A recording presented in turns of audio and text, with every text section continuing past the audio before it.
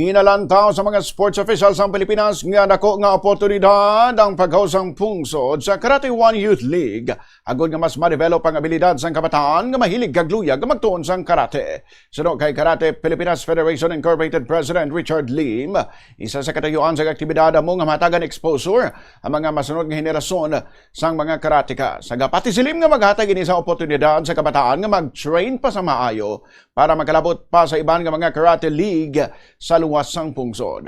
Ginpakigbahin man sang Karate Pilipinas Federation Incorporated na ginadayaw gid sa mga delegado halin sa iban nga pungsod ang pag-host sang Pilipinas sa nasambit nga league. Madumduman nga kung ibaluan nga mas sobra, 1,000 ka delegado halin sa 599 ka mga pungsod ang nagpartisipar sa Karate Youth League diri sa Pilipinas.